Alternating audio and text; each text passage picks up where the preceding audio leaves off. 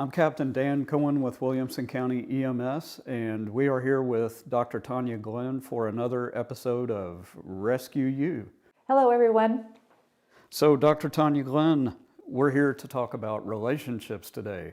This was submitted in all caps, this question, but I will not read it as if it were submitted in all caps. I don't want to yell at you.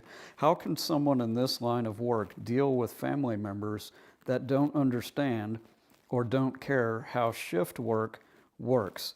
And the follow-up to this really is, what is the most effective way to manage a situation where you have two first responders in a marriage? So how do we deal with that situation where my spouse or partner doesn't work in the field, and maybe the situation where, which could be even more complicated, where you both do the same type of shift work? So the biggest thing is to communicate and then educate.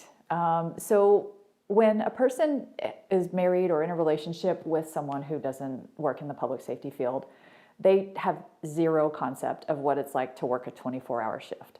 They think that you sleep well at the station. They think you sleep all night. They have no idea how tired you are when you walk in the front door, how fuzzy your brain feels. They don't understand the adrenaline, glucose, cortisol dump, that parasympathetic nervous system backlash that you're going through. So the biggest key is to educate. I wrote about this in two of my books, and we often do, and I really hope we can do this, especially once this pandemic ends, is we do family briefs. I did a family brief for one of the fire departments that I work with in the Arizona area, and it was very interesting to watch the spouses go, "Oh my gosh, that makes perfect sense now." And I was telling them that if they walk in the door as they're coming home off shift, and you present them with a honey-do list of 17 things and 5 errands to run, and by the way, at 4 p.m. today, we have a 4-year-old's birthday party. I said, your firefighter will be acting worse than the 4-year-olds. And they're like, yes. And I'm like, give them a nap. And so they started to do that.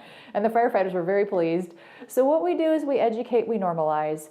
I think every couple needs to figure out their rhythm, their pattern. So if you are someone after a 24 where you walk in the door and you absolutely need a nap, then try to communicate that to your spouse. Maybe present them with some of the education in the books and help them understand it's not personal. You're just exhausted, and that you're way better after that nap, right? Or you need to take that nap at noon because that's when you get tired, because that's when you really have the adrenaline dump. And what we do is we just communicate through that and figure out your rhythm. And we figure out what are reasonable expectations for that first day off, what are better expectations for the second day off, and that kind of thing. As far as the pure public safety couple, what I always encourage, you guys get each other in terms of work. I don't know how they do it. They do it, and they put it together, and they do all the shift work and have kids, and it's a lot of juggling, I think, for pure public safety couples. So what I always encourage the pure public safety couple to do is to just really focus on having your life outside the job.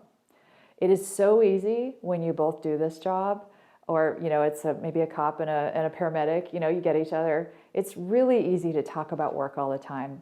I had a pure public safety EMS couple in therapy once, and I told them, your homework this week is to set a limit on the amount of time you're going to talk about work. And I gave them 1 hour a day, and I said, once your hour is up, the rest of the time you have to talk about other things.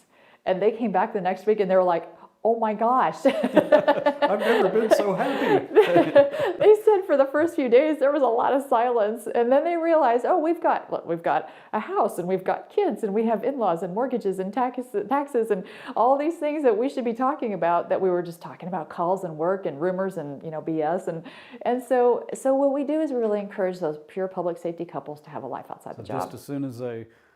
Just as soon as they remembered the names of their children, everything was fine. Exactly. Right. Exactly. Well, that makes good sense. The thing that I always found challenging and that I felt bad about when I worked in the field was that I would come home, and even though my spouse was very much aware of those challenges and issues, she was educated about that, it was still hard for her because I was a 4-year-old. I wasn't necessarily very nice. I didn't use my inside voice when I should have. And even though all of those things were things that she knew, it was still tough for her, and I felt bad about it. Yeah, absolutely. Yeah. Communicate and educate. Those are the biggest things, is talk through it and get some literature. I think once people read it in a book, it really helps them understand that. Yeah. Okay. Read a book. I like it. It sounds good.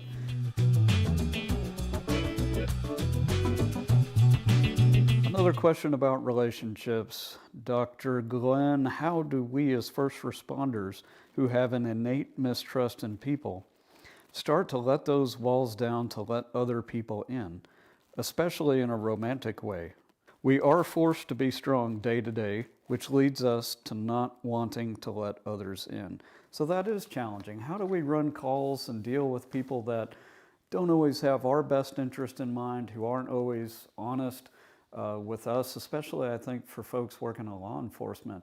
How do we, as responders, get to that point where we can really truly let people in and trust people? So I think that the biggest thing to remember is that as much awfulness as you guys see, and sometimes evil and horrible, disgusting things that people do to each other, I think what happens is we start to think, when that's all you see, and I did that when I was working in the emergency room, you start to see all the bad and you think that is society and that is everybody. The biggest thing to remember is that there are really good people in this world.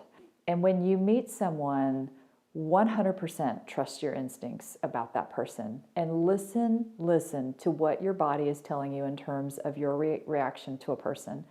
If there's some doubt, if there's some concern, if the hair raises on the back of your neck, listen to your instincts. And when you find someone healthy, your instincts will tell you you're with someone healthy and good.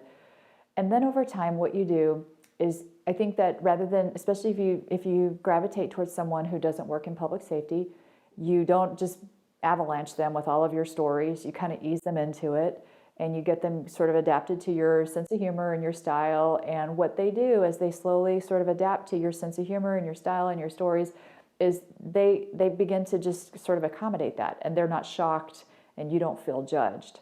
I think the biggest thing is that, paramedics and police officers on a first date, they'll just start throwing out their worst stories just to test people.